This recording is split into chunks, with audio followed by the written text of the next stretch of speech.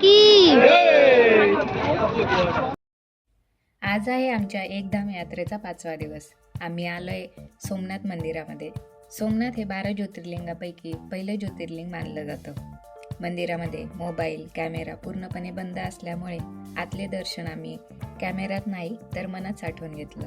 हा मंदिराच्या साईडचा परिसर आहे.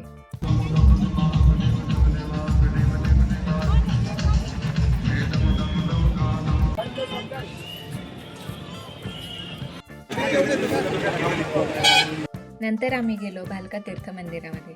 भगवान श्रीकृष्णाने शेवटचा श्वास घेतला तेच हे ठिकाण. सोमनाथ मंदिरापासून भालका तीर्थ मंदिर हे फक्त 4 किलोमीटर अंतरावर आहे. भालका तीर्थ याच ठिकाणी श्रीकृष्णाच्या पायाला बाण लागला होता. जरा नावाच्या शिकाऱ्याने सोडलेला बाण इथे पिंपळाच्या झाडाखाली बसलेले श्रीकृष्ण यांच्या पायाला लागला होता. हेच ते ठिकाण आहे. नंतर आम्ही रिक्षा करून तिथे जवळच असलेले सुदामापुरी यात्राधाम येथे गेलो. हे भगवान श्रीकृष्ण यांचे बालसखा सुदामा यांचे जन्मस्थान आणि निवासस्थान म्हणून ओळखले जाणारे एक प्रमुख यात्राधाम आहे. इथे मंदिराच्या परिसरात ही सुदामापुरी यांची लग 84 परिक्रमा म्हणजेच भूलभुलैया आहे. जे ही परिक्रमा करतात त्यांना मोक्ष प्राप्ती होते असेही म्हटले जाते.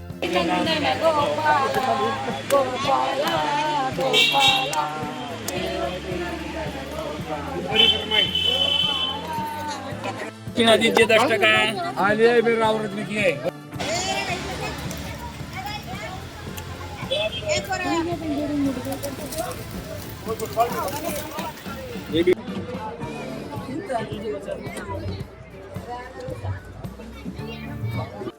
रात्री 9 वाजता आम्ही मूळ द्वारका येथे दर्शन करून मंदिराच्या परिसरातच आम्ही जेवण केलं आणि पुढच्या प्रवासाला सुरुवात केली.